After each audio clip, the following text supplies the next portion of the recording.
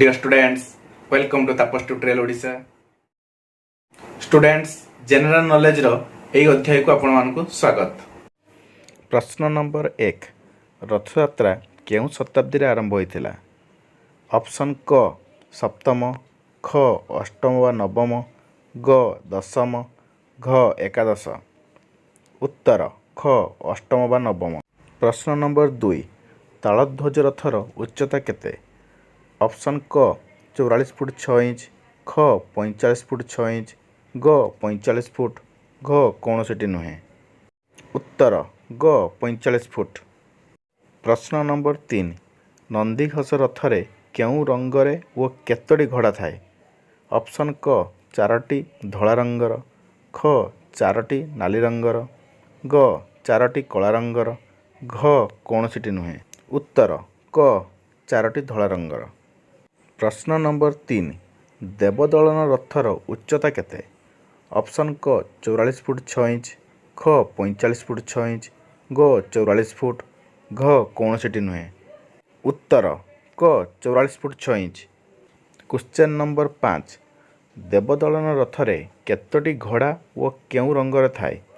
Option क 4टी धला रंगर, ख 4टी नाली रंगर, ग 4टी कला रंगर, घ कौनसी नुहे।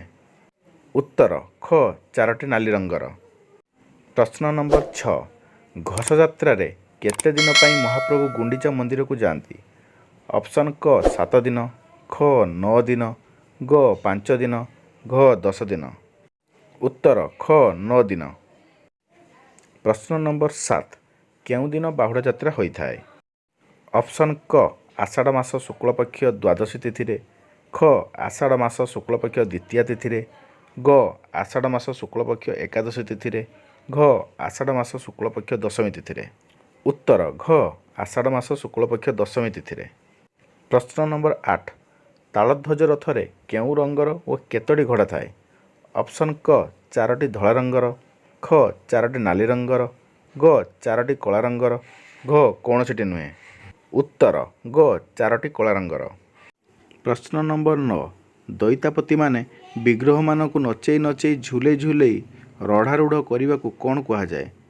ऑप्शन क गोटी पहंडी, ख दाढ़ी पहंडी, ग पप पहंडी, घ कौनसी नुहे।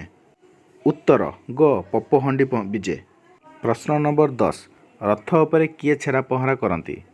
ऑप्शन क सेवायत, ख गजपति महाराज, ग दैतापति, घ पंडित रथ शर्मा। उत्तर ख गजपति महाराजा। स्टूडेंट्स आजिकार एई जनरल नॉलेज क्लास टी आपण मन केमिति लागिला मते कमेंट बॉक्स रे निश्चित मतामत देबे। यदि प्रथम थर पय मो चैनल टी को देखुथांती लाइक शेयर सब्सक्राइब करिवे एवं पाखरे थिबा बेल आइकन को प्रेस करिवे जहा द्वारा कि आपण मोर नुवा नुवा वीडियो सर्वप्रथम पाई परिवे। Thank you.